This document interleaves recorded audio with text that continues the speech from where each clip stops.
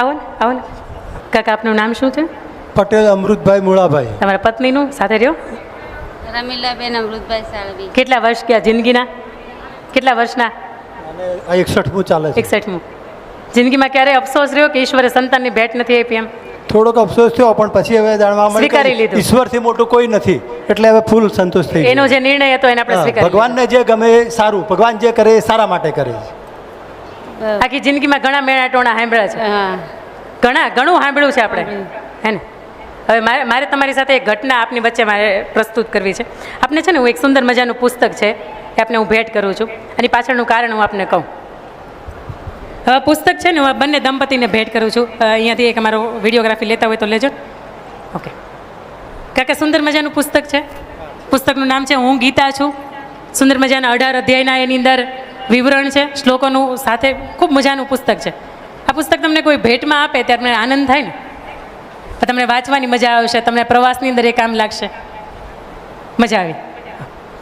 હવે જાઓ, હવે જાઓ તમે. હવે પુસ્તક તમારું પાછું આપતા જાઓ. ઊભા રહ્યો, ઊભા રહ્યો, ઊભા રહ્યો, ઊભા રહ્યો. આ પુસ્તક મેં કાકાને ભેટમાં આપ્યું હતું. એને ખબર નહોતી કે અહીંયા શું કામ એને બોલાવ્યા. સમજો, લાયકાત હતી, આપણે એને ભેટમાં આપ્યું, એમને લીધું, એમને ગમ્યું, તરત એવું કીધું કે નાના સુંદર મજાનું પુસ્તક છે. એ પુસ્તક મેં એમની પાસેથી પાછું લઈ લીધું. કાકા, તમે ત્યાં બેઠા હતા ત્યારે એટલું દુઃખ નહીં થયું એક બેને આપીને પાછું લઈ લીધું, પણ અત્યારે એવું થયું કે બેને આપ્યું અને પાછું લઈ લીધું એમ. નહીં, સમજો, આ બહુ પ્રેક્ટિકલ વાત છે.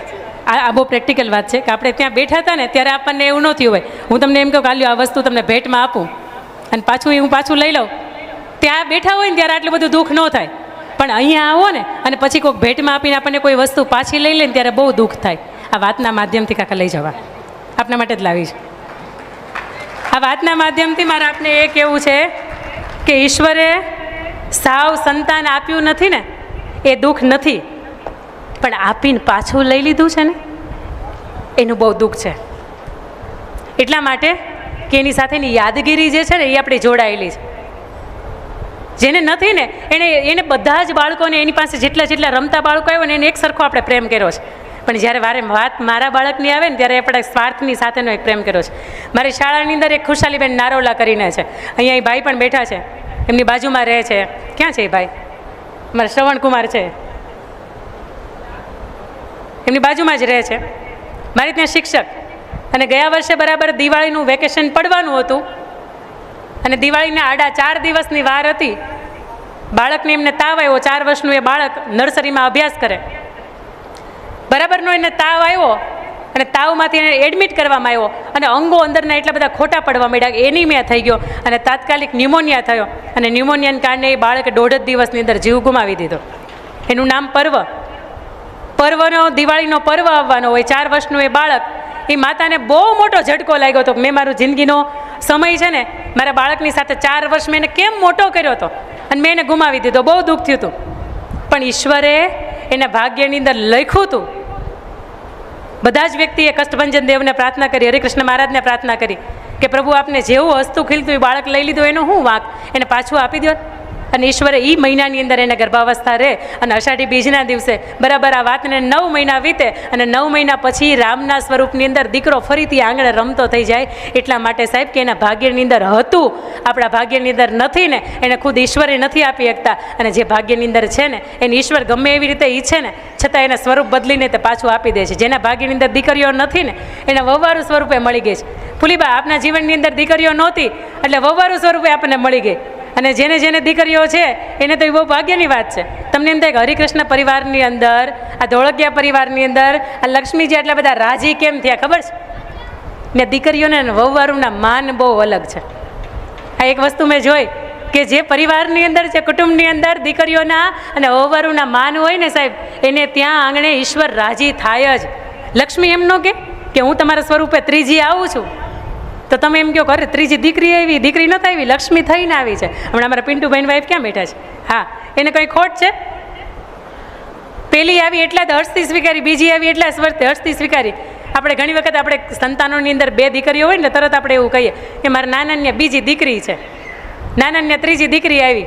પણ સાહેબ મેં ઘટના એવી જોઈ છે કે લગ્નના 20 વર્ષ પછી દીકરો નાનો થાય છતાંય ભાગ્યની અંદર ન હોય ને તો ઈશ્વર એને ગમે એવી રીતે તે ખેંચીને લઈ જાય. આ ભાગ્યની વાત છે. અને ઈશ્વરની અંદર શ્રેષ્ઠ સંતાનની ભેટ મળવી ને એ ઈશ્વરે આપણી ઉપર કરેલી વિશેષ અલગ પ્રકારની કૃપા છે. બધાને મળે એ જરૂરિયાત નથી. અને તમને કદાચ જોઈએ ને તો સંતાન, એક સવાલ આપણે જાતને પૂછીએ કે આપણે સંતાન શા માટે જોઈએ છે, તો જવાબ અંદરથી આવે કે અમારો વંશ વહેલો આગળ વધે ને એટલે, અમને કોઈ મેણા ટોણા ન મારે ને એટલે. ખાસ કરીને દીકરીઓ હોય ને છતાં અધૂરપ લાગતી હોય દીકરો જોઈએ છે. એનું કારણ હું, મારે 2 જુડવા છે, 6 વર્ષની દીકરીઓ છે, મારે દીકરો નથી. પણ મારી શાળાની અંદર નાના નાના આપણા 400 બાળકો છે ને, બહુ ગર્વથી કહીએ કે 400ની માતા છું. દીકરો નથી ને એનો તલ ભારનો અફસોસ નથી, એટલા માટે કે ખબર છે કે માણસ એના કર્મથી યાદ રહે, એની હાથ પેઢીના નામ એના કર્મથી યાદ રાખશે. મીરાબાઈ હતા, મીરાબાઈ આપણને ઓળખો ને, ભગવાનના કીર્તન કર્યા. મીરાબાઈને ક્યાં વંશ વહેલો હતો, મીરાબાઈને ક્યાં સંતાનો હતા, છતાંય મીરાબાઈ યાદ છે. સ્વામી વિવેકાનંદ ક્યાં સંતાનો હતા, છતાંય યાદ છે. વંશવેલો વધારવા માટે નહીં, પણ ઈશ્વર આપણને કોઈ પણ રીતે યાદ રખાવે છે ને, તો એનું એકમાત્ર કારણ કે તમે એવા કામ કર્યા છે કે જેના કારણે એ ઠેલો ભરીને આપણે ઉપર લઈને જવાના છે. આપણે પેઢીની અંદર કંઈક સારું કામ કરશું ને તો આપણી પેઢી યાદ રાખશે. ગામની અંદર કંઈક સારું કામ કરશું ને તો ગામ યાદ રાખશે. તાલુકા માટે કદાચ કંઈક સારું કામ કર્યું છે ને તો આખો તાલુકો જિલ્લો યાદ રાખશે. પણ સમગ્ર સૃષ્ટિ માટે, સમાજ માટે, પરમાર્થથી, નિસ્વાર્થ ભાવથી અમારા કાકાએ અને આખા સમગ્ર પરિવારે એની અંદર રાત દિવસ મહેનત કરીને જે તળાવ બનાવ્યા છે ને, મેં કાલે સંજીભાઈ પાસેની વાત સાંભળીને સંજીભાઈ બહુ મજાની વાત કરી હતી કે જ્યારે એ ખાડો ખોદાતો હતો અને મને કાકાએ એવું કીધું ને કે એની અંદર 20 ફૂટ પાણી હશે, ત્યારે મને એવું થયું કે જો આની અંદર 20 ફૂટ પાણી હોય તો તમારે ત્યાં નોકરી આવી જાવ. કારણ કે સંજયભાઈએ કદાચ એના અનુભવ પરથી કીધું હોય કે અહીંયા પાણી ભેગું નહીં કરી શકો. અરે આજે આ ઘટનાની અંદર જ્યારે સમગ્ર આસપાસનો વિસ્તાર જે જળથી સંચિત થયો છે, જે સરોવરથી સંચિત થયો છે, જે ડેમો બંધાયા છે, એનું અનેક માત્ર કારણ છે કે પોતાને તો એ ગામની અંદર કદાચ જાય ને તો વર્ષની અંદર 2 જ વખત પાણી પીવાનું થશે. કદાચ ત્યાં જમીન હશે ને તો એની અંદર એટલી ઉપજ નહીં હોય જેટલું અત્યારે મેળવે છે. તેમ છતાંય કોઈ પણ એના કામ થયા છે ને તો એક સમાજના હિત માટે થયા છે. અને સમાજ કે દુનિયા સમાજ આપણને ત્યારે યાદ રાખે કે જ્યારે કામ તમે હારા કરીને જાઓ. સરદાર વલ્લભભાઈ પટેલને કાલે યાદ કર્યા હતા, ગજવામાં 300 રૂપિયા પૂરા નહોતા, છતાં આજે 3000 કરોડના ખર્ચે ઊભા છે સાહેબ, એટલા માટે કે એની અંદર ખાનદાની ખુમારી, એનું ચરિત્ર અને એની નીતિમત્તા હતી, એને ભેગું કરતા આવડતું હતું. સૌથી પહેલું રજવાડું કૃષ્ણકુમારસિંહજી પાસે ગયા હતા 1800 પાદરના ધણી કે બાપુ આપો, અને કૃષ્ણકુમારસિંહજી એક ક્ષણનો પણ વિલંબ કર્યા વિના સિગ્નેચર કરી આપી હતી. અને એના પત્નીને કીધું હતું કે દેવીમાં આપનું હોય ને એની ઉપર આપનો હકીસો લાગે. અને એમના પત્ની વિજયાબા કુંવરબા સાહેબા એમણે એવું કીધું હતું કે મહારાજ આખે આખું આપી દેતા હોય ને તો એનો હાથી છે ને આખે આખો શણગારીને જતો હોય ને તો એના શણગાર છે એ ઉતારવાના ન હોય સાહેબ. સમાજ માટે જ્યારે આપી દો ને ત્યારે સમાજ તમને કોઈ પણ રીતે યાદ રાખે છે.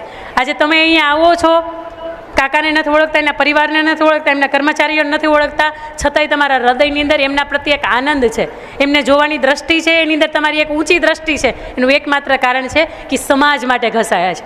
જરૂરી નથી કે પૈસા હોય બધાય ઘસાય. હા, દુનિયાની અંદર એવાય માણસો જોયા છે કે માત્ર ભેગા કર્યા છે, ક્યાંય કોઈ કામ હારા નથી કર્યા. દીકરાને ગાડીઓવાળા કર્યા હોય તો એ પરિવારે, દીકરાને ફ્લેટવાળા કર્યા હોય તો એ પરિવારે. કેટલાય ગામ એવા હતા કે એની અંદરના ખેડૂતો માત્ર એક જ વખત ઉપજ લઈ શકતા હતા, પણ એ વિસ્તાર આખે આખો 2-3 પાક લેવાય છે. એનું કારણ તો કે આ પરિવાર છે. પરિવાર આવો સુંદર મજાના કામની અંદર નિમિત્ત બન્યો છે. આજે કેટલા લોકો એવા છે હરિદ્વારમાં પહેલી વખત આવ્યા છે, હાથ ઊંચો કરજો. એક વખત મને હવે આ વાતનો જવાબ આપજો. બોલો, વર્ષોથી ઝંખના હતી કે હરિદ્વાર જવું છે, ગંગામાં નાવું છે, હા કે ના? હા ને? એનું નિમિત્ત બન્યો છે ને આ પરિવાર બન્યો છે. એટલે આ પરિવાર માટે એક વખત તાળીઓના ગડગડાટથી વધાવો કે પરિવાર હતો ને એટલા માટે ગંગા જોઈ શક્યા. આ પરિવાર પાછો નિમિત્ત થયો છે. પાછો અહીંયા આવ્યા પછી અમે તમને હરિદ્વાર દેખાડ્યું આવું નહીં, અમે તમારી સેવા કરવાનો મોકો અમને મળ્યો છે, અમે તમારા દર્શન કરવા માટે આવ્યા. આટલી વિનમ્રતા હોય ને સાહેબ, ત્યાં લક્ષ્મી આવે ના આવે જ. લક્ષ્મીનો 2 મત નહીં ત્યાં ન આવે. અને તમે મારા ગજવા કદાચ ખાલી રહી ગયા ને એનું કારણ એ હરિદ્વાર જઈ એવો કોક લઈ ગયો હશે ને ગયો હશે, ત્યાં એને ક્યાં તેવડ છે? એટલે ભાઈ એના ભાગ્યમાં હતું, તારા ભાગમાં આવશે, પણ એની જેવો સ્વભાવ તો રાખ. અને બીજી વાર મારે વાત કરવી છે કે કેટલા લોકો એવા છે કે મકાનની અંદર રહે છે ને કેટલા લોકો એવા છે કે પરિવારની અંદર રહે છે. ઘરની અંદર, મકાનમાં ઘરમાં શું તફાવત ખબર છે? હવે અહીંયા ગામડાની અંદર આપણે શૈલીમાં વાત કરશું. તમે ઉડતા રજકણ જોયા છે? હા કે ના? આવું ચાંદરડું હોય, નળિયાવાળો મકાન હોય ને એકાદું નળિયું તૂટી ગયું એટલે અંદરથી એક ચાંદરડું પડતું હોય અને એ ચાંદરડામાંથી નાના નાના રજકણ ઉડતા હોય. અને એ રજકણ ઉડતા રજકણ એની વચ્ચે સંપ ન હોય, એ રજકણની વચ્ચે સંપ થાય ને એટલે એમાંથી માટીનું સર્જન થાય. આ હોલની અંદર દરવાજા બધા બંધ કરી દઈને 15 દિવસ પછી આવે ને તો હોલને પહેલાં વાળવો પડે. શું કામ એને? કે એની અંદર માટીના જે નાના નાના રજકણ હતા ને એની વચ્ચે સંપ થયો એટલે સંઘ બન્યો, એમાંથી માટીનું સર્જન થયું. માટીની અંદર વરસાદે પાણી નાખ્યું એટલે એમાંથી ગારો થયો ને હુકાણો એટલે ઢેફાનું સર્જન થયું. આ ઢેફાને બરાબર ભેગા કર્યા, એને યોગ્ય ખૂંદા, એને યોગ્ય શેપ અને સાઇઝ આપી અને યોગ્ય એને તપાવવામાં આવ્યા એટલે એમાંથી ઈંટનું સર્જન થયું. આ ઈંટ, ઝીણી રેતી, સિમેન્ટ અને પાણી આ બધાની વચ્ચે સંપ થયો એટલે આમાંથી એક દિવાલનું સર્જન થયું. આવી 4 દિવાલ, નીચેમાં ધરતીના આશીર્વાદ અને ઉપર મોભારું એટલે ઈશ્વરના આશીર્વાદ, આ બધું ભેગું થયું. આમાં આપણે વાટા પ્લાસ્ટર કર્યા, આમાં આપણે રંગરોગાન કર્યું, આમાં આપણે કલર કર્યા, આમાં આપણે વાસ્તુ પૂજા કરી, આમાં આપણે ગ્રહ પ્રવેશ કર્યો, એમાં કરોડોના ફર્નિચરથી લઈને સજાવ્યું આપણે. આને શું બન્યું કહેવાય? આને શું બન્યું કહેવાય? આને મકાન બન્યું કહેવાય. સમજો, તમે ત્યાં જાઓ અને રામ રામ બોલો ને તો તમને સામે પડઘો પાછો આવે. આ મકાન છે. પણ મકાનમાં ઘરમાં સાહેબ કદાચ વિશ્વની કોઈ પણ યુનિવર્સિટી હશે ને એની અંદર સમાનાર્થી શબ્દ તમે ગોતો કે મકાનમાં ઘરમાં શું ફેર, તો એ ગુજરાતી ભાષાનું વાક્રણ તમને એવું કે મકાન ને ઘર બે હરખા થાય. પણ મકાનમાં ઘરમાં એટલો ફેર કે તમે મકાનની અંદર જાઓ અને તમે બોલો ને તો હોંકારો દેવાવાળું કોઈ ન હોય, તમારો ને તમારો તમને પડઘો પાછો સંભળાય. ત્યાં સંવેદના ન હોય, ત્યાં લાગણી ન હોય, ત્યાં પ્રેમ ન હોય, ત્યાં હૂંફ ન હોય, ત્યાં કોઈ રાહ જોવાવાળું ન હોય અને ત્યાં કોઈ આવજો, બાય બાય, ટાટા, જલ્દી આવજો આવું કોઈ કહેવાવાળું ન હોય ને આને મકાન કહેવાય. ભાઈ ભાઈની રીતે હોય, બહુ વહુની રીતે હોય, સંતાનો સંતાનોની રીતે હોય, દીકરા દીકરાની રીતે હોય.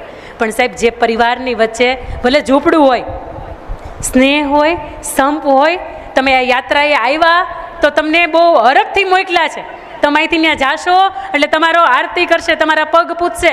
આવા વ્યક્તિઓ, સંવેદનાવાળા વ્યક્તિઓ તમારી સાથે છે ને સાહેબ, તો એને ઘર કહેવાય. બાકી આટલી વર્ષની ઉંમરે ઘણાય મકાનમાંથી પસાર થઈ ગયા અને હજી ઘરના ઘર નથી બન્યા. ફ્લેટ, બંગલા કદાચ કરોડોના તમારા ઘરના હોય પણ ઘર નથી બન્યા. આ ઘરની 4 દિવાલ વિશે મારે આપણે ટૂંકમાં વાત કરવી છે સમયને ધ્યાનમાં રાખીને. ઘરની 4 દિવાલ એટલે પહેલી દિવાલ એટલે કોણ? ઘરની બીજી દિવાલ એટલે કોણ? ઘરની ત્રીજી અને ઘરની ચોથી દિવાલ એટલે કોણ? ઘરની પહેલી દિવાલ એટલે આપણો ભાઈ, જે ઘરનું વ્યવહાર કરે છે, જે સંચાલન કરે છે. તમને એમ થાય કે આવડો મોટો પરિવાર કોનું હાલતું હશે? સૌજી કાકા એમ કે ને કામ થવાનું, આમ કરવાનું, એટલે એમ જ હોય.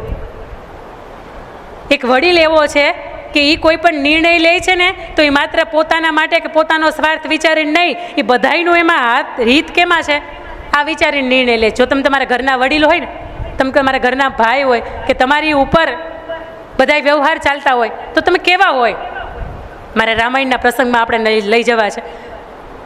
રામને જ્યારે 14 વર્ષનો વનવાસ થયો, પ્રભુ શ્રી રામને 14 વર્ષનો વનવાસ મળ્યો અને પ્રભુ જંગલની અંદર ગયા, વનની અંદર ગયા. વન દેવી એમનું સ્વાગત કર્યું. પ્રભુ આવો, આવો હારો મોકો અમને મળવાનો ક્યાંથી? અમે તમારી શું સેવા કરી શકીએ? અને વનદેવીને પ્રભુ શ્રી રામે 2 હાથ જોડીને એવું કીધું કે દેવી, આપને જો મારી સેવા જ કરવી હોય ને તો એમ કરો, 2 રસ્તામાં આમાં આવ્યા ને ત્યારે બહુ કાંટા વાગ્યા છે, તમે એ કાંટા ઉઠાવી લ્યો. વનદેવી મરક મરક હસ્યા. પ્રભુ, 14 વર્ષ સુધી આપ એ રસ્તા ઉપરથી પાછા જવાના નથી તો કેમ એવું કહો છો કે 14 વર્ષની અંદર તો તમે જવાના નથી, 14 વર્ષ પછી જાશો ને તો અમે ફૂલથી સજાવશું, પણ અત્યારે હવે કાંટા ઉઠાવીને તમારે કેમ આવે આજ્ઞા કેમ અમને કરો છો? અને ત્યારે પ્રભુએ બહુ મજાની વાત કરી હતી કે રામને વનવાસ મળ્યો ને ત્યારે ભરત મામાને ઘેર ગયો હતો.